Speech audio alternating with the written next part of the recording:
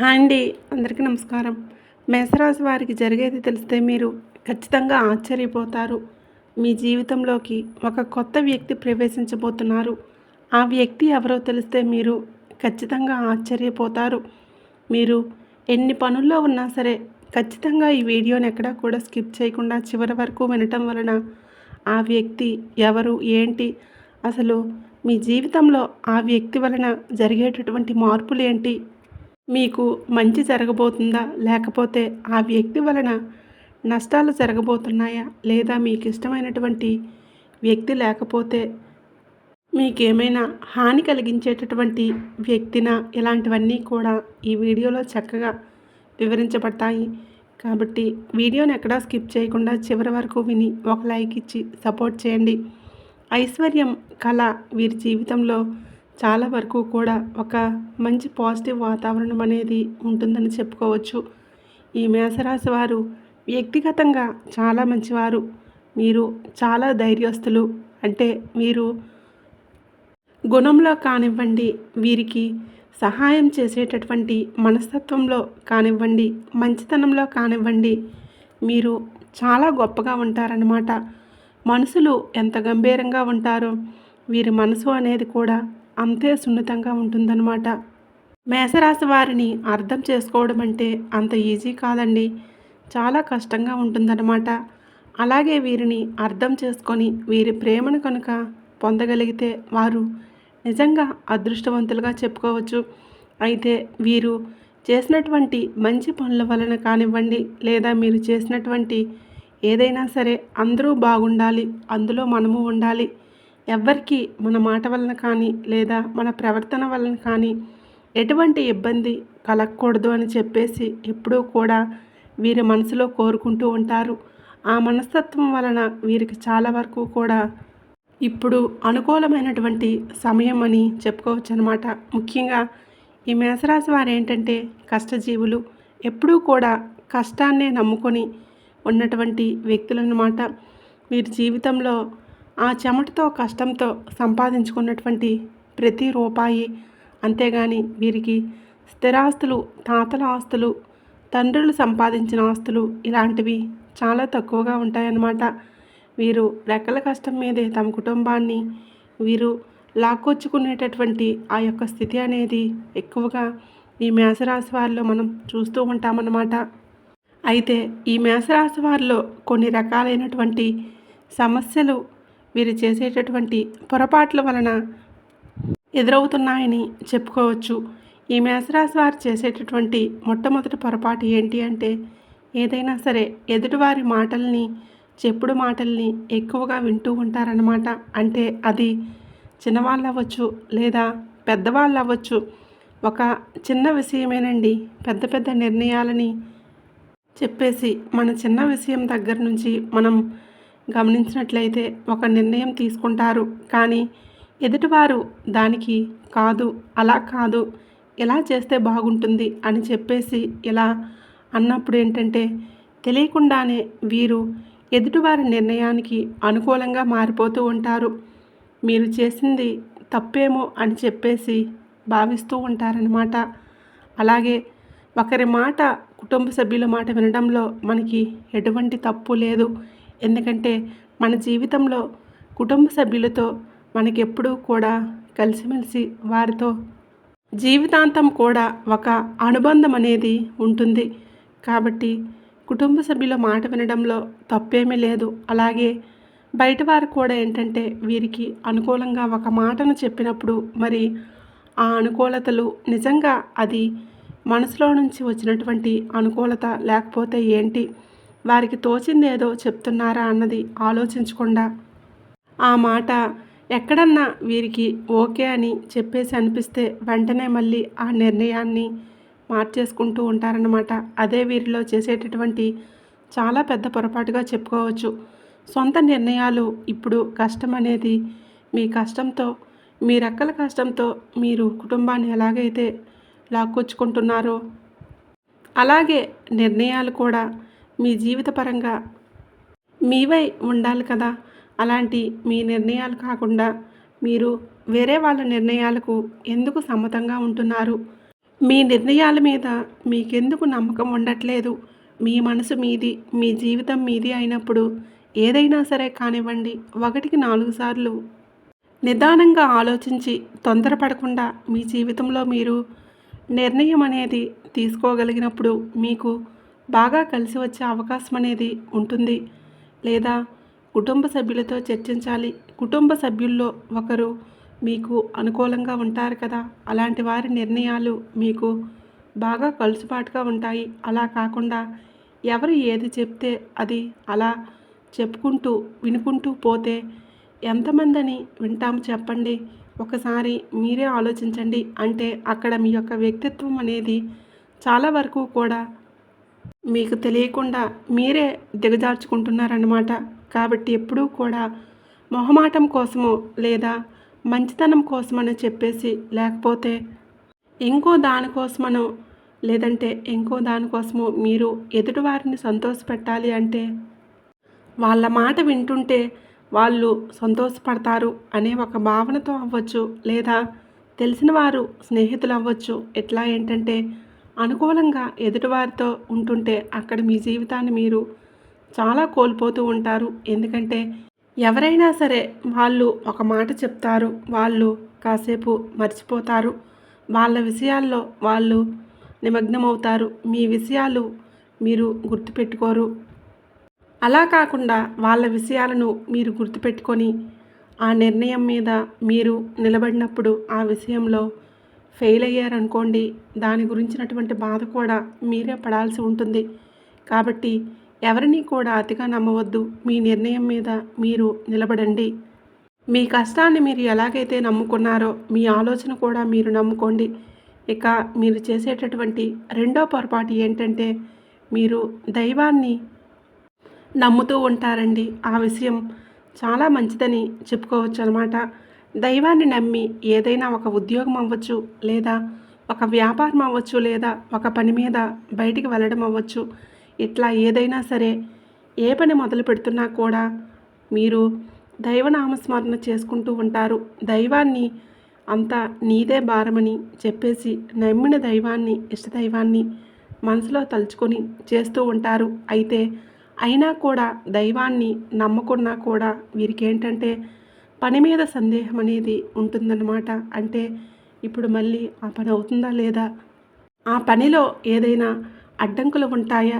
ఏదైనా జరుగుతుందా? మనం ఏదైనా పట్టించుకోవట్లేదా అని చెప్పేసి ఆ పనికి తగినటువంటి కష్టమంతా పడి అంతా రెడీ చేసుకొని పెట్టుకున్న తర్వాత దైవాన్ని కూడా నమ్ముకొని పని మొదలుపెట్టిన తర్వాత పనిలో దిగిన దగ్గర నుంచి మళ్ళీ పీకులాట అన్నమాట. అవుతుందా లేదా? అవుతుందా లేదా? ఏం జరుగుతుంది? తప్పు చేస్తున్నాం అని చెప్పేసి ఇలాంటి అనుమానం అనేది చాలా ఎక్కువగా ఉంటుందని చెప్పుకోవచ్చు. కాబట్టి మీరు అది కూడా తొందరగా తీసేసుకుంటే మంచిదండి. ఎందుకంటే మనం చేయాల్సిన ధర్మం ప్రకారం మనం చేస్తున్నాం. దైవాన్ని నమ్ముకున్నాం. ఇక అప్పటికీ కూడా మనం ఆలోచిస్తే ఏంటంటే దైవాన్ని మనం అవమానించిన వాళ్ళం అవుతామన్నమాట. దైవం మీద ఒక నిర్ణయం అనేది పెట్టినప్పుడు దైవం ఏదన్నా చేయనివ్వండి, అంటే ముంచుతాడో తేల్చుతాడో ఆ దైవానికి తెలుసు. ఆ దైవానికే వదిలేసేయండి. ప్రయత్నం వరకే మన వంతు. అసలేది చేయకుండా దైవం మీద వదిలేయటం చాలా తప్పు. కానీ మనం చేయాల్సింది మనం చేశాం కాబట్టి ఇక దైవం మీద నిర్ణయం వదిలేయడంలో ఎటువంటి సందేహము లేదు. దైవం మీద ఒక్కసారి నిర్ణయం అనేది పెట్టిన తర్వాత అది అయినా అవ్వకపోయినా దైవ చిత్తంగా మనం స్వీకరించాలి. అంతేకాని మనం అనుమానిస్తే దైవాన్ని అనుమానించినట్లు, దైవాన్ని అవమానించినట్లు. కాబట్టి ఎప్పుడూ కూడా దైవాన్ని నమ్ముకొని ఒక పని చేసిన తర్వాత, ఒక పని మొదలుపెట్టిన తర్వాత వెనుకమాల పీకులాట అనేది పెట్టుకోకండి. అది మీకు చాలా ఇబ్బందులు తెచ్చిపెట్టే అవకాశం అనేది ఉంటుందన్నమాట. కాబట్టి జాగ్రత్తగా ఉండండి. మీరు కష్టపడ్డారు. మీకు కష్టపడ్డప్పుడు దైవం యొక్క తోడు ఎప్పుడూ ఉంటుంది.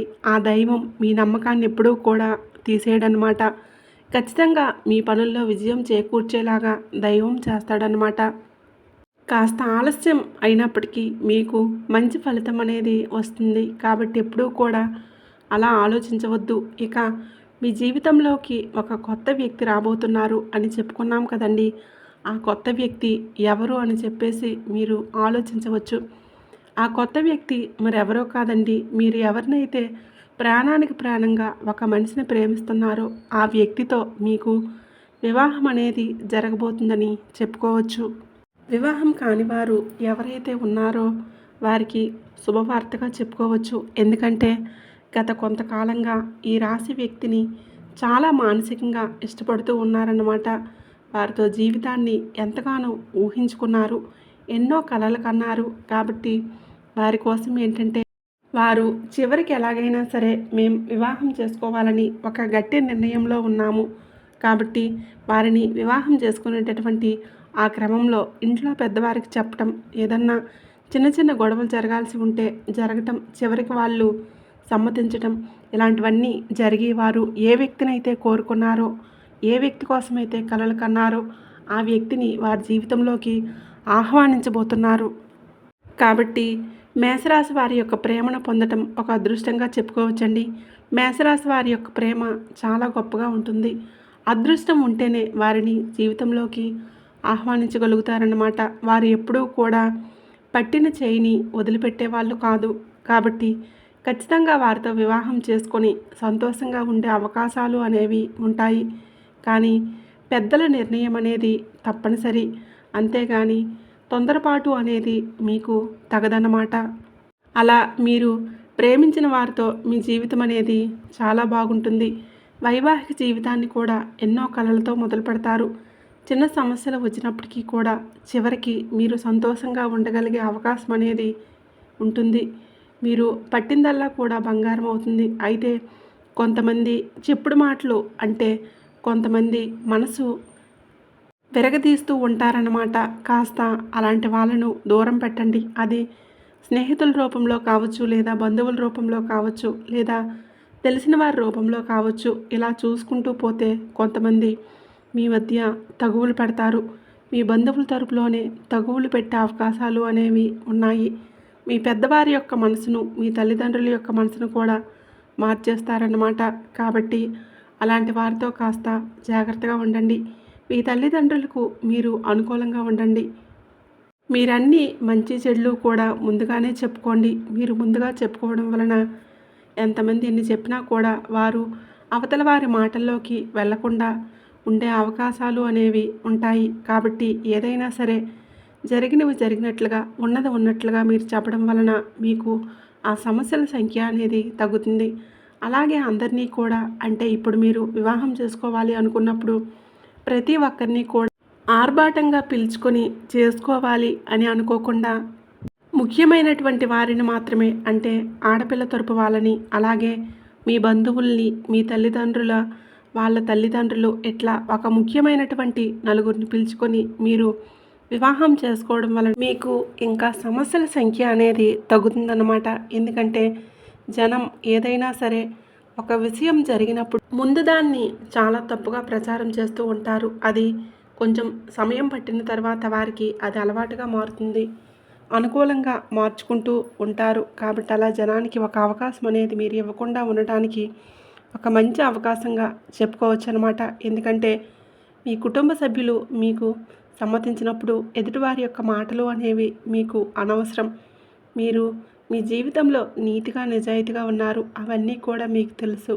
ప్రతి ఒక్కరిని కూడా ఒప్పించాలి, నిరూపించాలి అనేది లేదన్నమాట. కాబట్టి ఇలాంటి చిన్న నియమాలు తప్పనిసరిగా ఆచరించండి. అలాగే ఈ మేషరాశి వారికి ఏంటంటే కొంచెం కోపం అనేది ఎక్కువగా ఉంటుందండి. మీరు ఆ కోపాన్ని, ఆవేశాన్ని అదుపులో ఉంచుకోవాలి. అదుపులో ఉంచుకోలేదంటే మాత్రం మీకు ఇష్టమైన వారు మీకు దూరమయ్యే అవకాశాలు అనేవి కూడా ఉంటాయన్నమాట. కాబట్టి అంటే అది భార్యాభర్తల మధ్య గొడవలు అనేవి చాలా ఎక్కువగా రావచ్చు, తెగేదాకా కూడా వెళ్ళిపోవచ్చు అన్నమాట.